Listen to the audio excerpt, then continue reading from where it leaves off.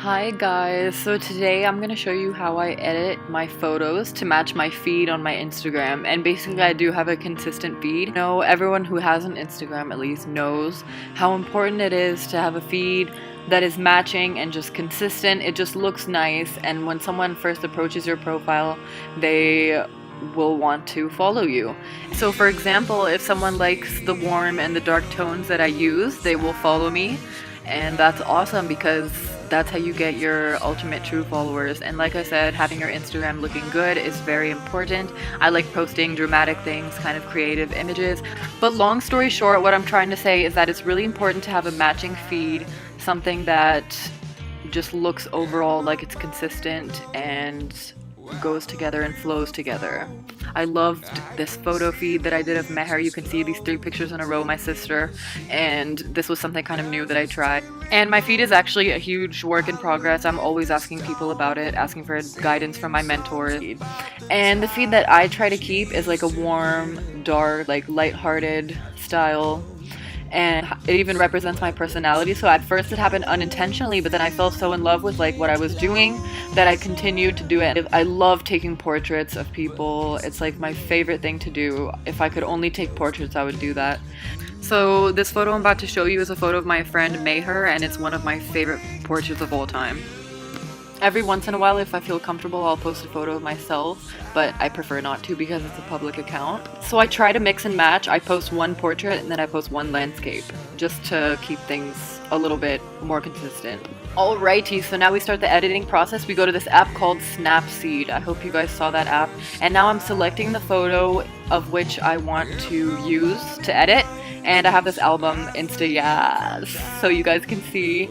I'm pretty organized, and it's really important to stay consistent, and so I post a photo every day just to keep my followers updated, and so that's why I keep everything in certain albums and very organized. Okay, so we have selected our photo, and I chose a picture of my second cousin. She's absolutely adorable. And I first go to details, and in details you can adjust the brightness, contrast, saturation, everything you can see.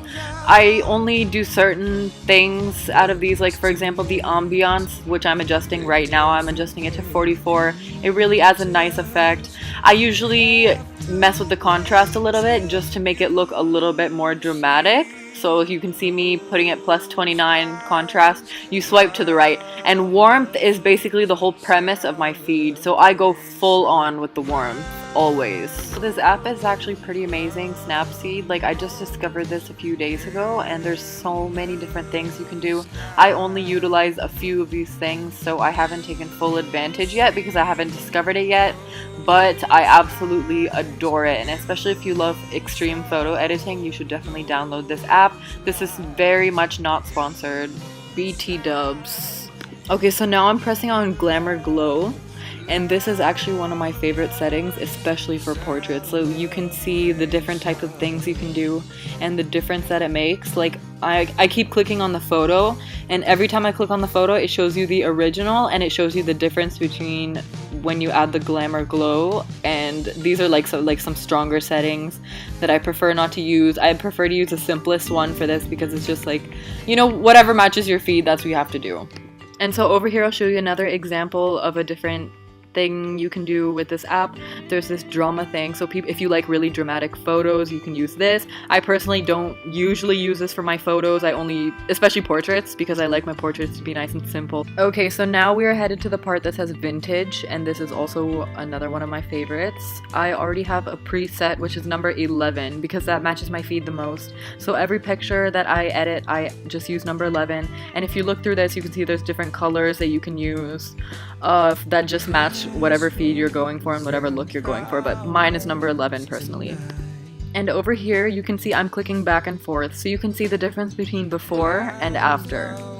Okay, so now we are headed to the portrait section, and this is another one of my favorites because there's just so much you can do. I just added a spotlight to this little girl, and you can even change people's skin colors, which I personally do not condone. And there's just so many things you can do. Like, look at this, you can adjust each little thing. I actually have not really delved into that so much, but my favorite setting to do is the eyes. So I always pick eyes number 1 because that basically makes the eyes pop, and you can only do this with a front-facing portrait. Alrighty, so now we are going to do this thing called lens blur, okay? This topic is lens blur. So this one is a bit difficult to maneuver once you first start, but once you learn how to do it, then it's very easy. So basically you focus the dot on the thing you want to be the most clear, right? And then the circles around it will also be clear, and everything outside of these circles is going to be blurry. So this adds a really, really nice effect, especially if you don't have a good camera. This can really help you make it look like you have a DSLR. Yay! So now my portrait is complete and I'm saving it, and the best part is I love this app because it allows me basically to replace the original photo with the new photo now. So you really just have to figure out your style, and whatever your style is, the color style, if you like dramatic photos, if you like super gray photos, minimalistic photos, you need to find your style and your niche, and that's what you need to follow. And unfortunately not all photos can go along with it, but if you want to have a type of profile that is consistent and matching, this is what you're gonna have to do. So now we're heading to another necessary app called Preview. And in this app you basically plan your Instagram profile. So as you can see right here, this is basically my current feed, which you can see with the Instagram logo on the bottom right. So the picture I'm about to select, it's a picture of my friend Hannah. That's going to be the next photo I post. And I planned this whole thing out.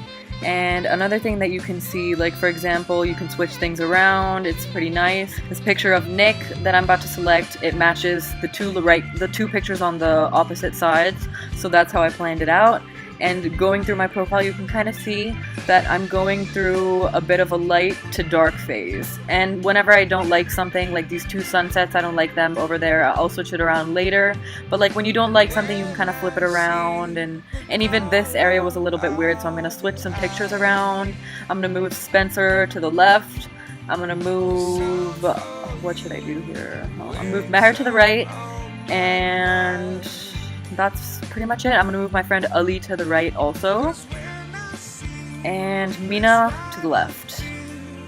Thank you and stay blessed. I feel this little you, this little